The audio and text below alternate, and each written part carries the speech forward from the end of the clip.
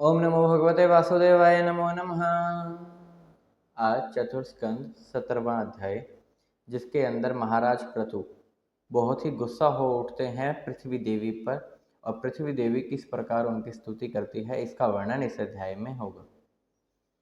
अब बंदीजन जब स्तुति कर चुके होते हैं तो महाराज पृथु बड़े ही प्रसन्न होते हैं, और जो जो जैसा जैसा वर पाना चाहता है, जिसकी जैसी इच्छा होती है, उसे वही वर देकर वह संतुष्ट करते हैं, उसकी इच्छा पूरी करते हैं। इसके बाद जो विदुर जी हैं वह प्रश्न कर रहे हैं मैत्रेय जी से। वह क्या कहते हैं वह सुनिए। उनके प्रश्न है कि जो पृथ्वी देवी है वह चाहती तो कोई भी रूप धारण कर सकती थी, लेकिन उसने गो यानी गाय का ही रूप धारण किया, ऐसा क्यों? उनका दूसरा प्रश्न यह था कि यह जो पृथ्वी है यह पहले समतल नहीं थी, तो यह किस प्रकार समतल की गई, यह वह पूछते हैं। जो सनत कुमार जी थे उन्होंने उपदेश दिया, जो भी ज्ञान दिया निर्मल ज्ञान राजा पृथु को, तो उनसे वह किस चीज़ की प्राप्ति करते हैं। जो इंद्र थे वह घोड़ों को हर कर क्यों ले गए थे। जो महाराज पृथु है उन्होंने पृथ्वी को दूहा, तो बछड़ा कौन बना। और भी इससे रिलेटेड जो भी उनका चरित्र हो वह आप मुझे कृपा करके सुनाइए, ऐसा कह रहे हैं वह मैत्रेय जी से, क्योंकि वह श्री कृष्ण भगवान के अनुरक्त भक्त हैं। ऐसा कहते हुए फिर मैत्रेय जी जवाब देते हैं कि महाराज पृथु का राज्याभिषेक किया गया, प्रजा का रक्षक उन्हें बनाया गया।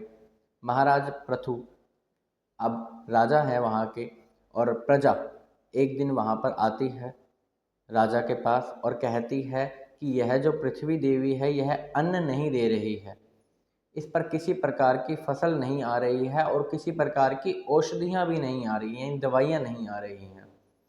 तो वह हम बड़े ही व्याकुल हैं, हम बड़े ही परेशान हैं। हमारे पेट की जो ज्वाला है कहीं यही जलाकर हमें भस्म ना कर दे, कहीं अन्न पैदा होने से पहले हमें अपने प्राणों का त्याग ना कर देना पड़े। प्रभु हमारी रक्षा कीजिए, आप ही हमारे रक्षक हैं। महाराज पृथु इस बारे में बहुत सोचते हैं, विचारते हैं। अंत में उन्हें पता लगता है कि पृथ्वी देवी ने अपने अंदर ही सारी औषधियों और अन्न को दबा लिया है, वह बाहर नहीं निकाल रही है। ऐसा सोचकर देखकर वह बड़े ही कुपित होते हैं, गुस्सा होते हैं, और वह अपने बाण पर धनुष चढ़ाते हैं और पृथ्वी देवी को साथ देते हैं। पृथ्वी देवी देखती है कि यदि यह बाण मुझे लगा तो मेरा यहीं पे अंत हो जाएगा, मैं यहीं पर ख़त्म हो जाऊंगी। पृथ्वी देवी गाय का रूप तभी धारण करती है, और गाय का रूप धारण करके फिर वह भागती है, और महाराज पृथु उनके पीछे पीछे बाण लिए। यह काफ़ी समय तक चलता है। कभी वह अंतरिक्ष में जाती है, कभी स्वर्ग में जाती है, कभी किस दिशा में, कभी विदिशा में। वह जहाँ जहाँ जाती है अपने पीछे यही पाती है कि महाराज पृथु जो कि स्वयं नारायण अवतार हैं वह उनके पीछे पड़े हुए हैं बाण लेकर। फिर वह थोड़ा चालाक बनती है और उनके पीछे से जाती है, और उनको उसी समय बोलना शुरू कर देती है, स्तुति करना शुरू कर देती है।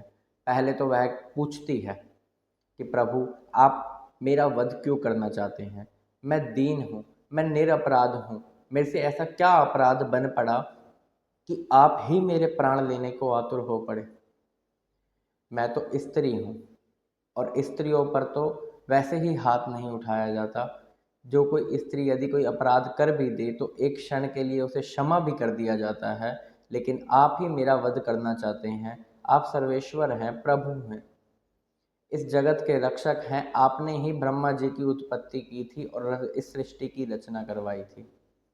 यदि आप ही मेरा वध करने चाहेंगे तो मैं किसकी शरण में जाऊंगी प्रभु। जब और कोई परेशानी आती है या अन्य देवी देवता से कोई भक्त परेशान होता है तो वह आपकी शरण में आता है, लेकिन जब आप ही किसी का वध करने पर सामने आ जाएं तो वह किसी की शरण में नहीं जा सकता। तो मुझ निरपराध से ऐसा क्या अपराध बन पड़ा जो आप ही मेरा वध करने को आए हैं।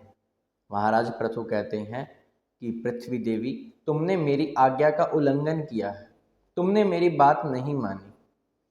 मैंने जो ब्रह्मा जी की उत्पत्ति की और उनसे सृष्टि की रचना करवाई, तो उन्होंने तुम्हारे में लीन किए थे उस समय बीज जो कि थे अन्न के और औषधि के, और आज तुम अपने अंदर उसे दबाकर बैठ गई हो।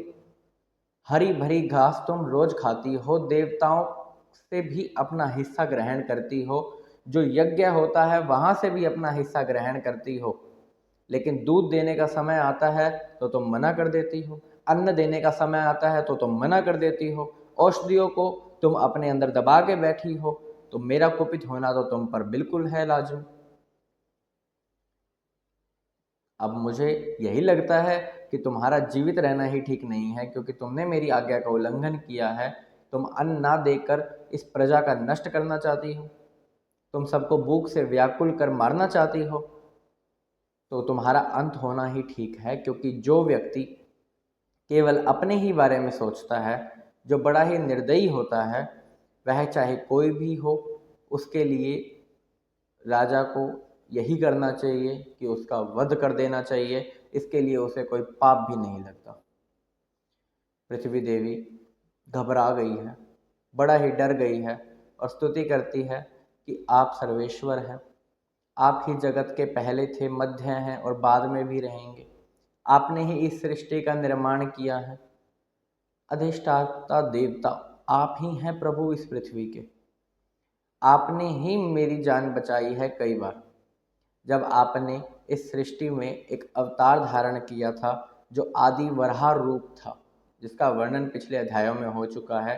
वह वराह रूप धारण करके हिरण्याक्ष का वध करके मुझे गहरे पानी से, समंदर से आप बाहर निकाल कर आए थे और मुझे स्थापित किया था।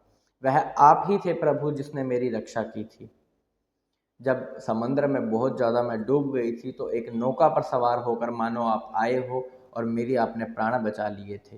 तब वह आप ही थे जो मेरे प्राण बचाने वाले थे, और आज भी आप ही हो जो मेरे प्राण लेने वाले हो।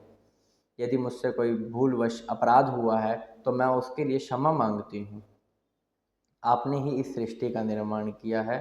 आप जगत पिता हैं, आप नारायण स्वरूप हैं, जो महाराज पृथु के रूप में आपने वेन के शरीर से यह अवतार ग्रहण किया है। मैं आपकी शरण में हूँ। इस प्रकार पृथ्वी देवी स्तुति कर रही होती हैं।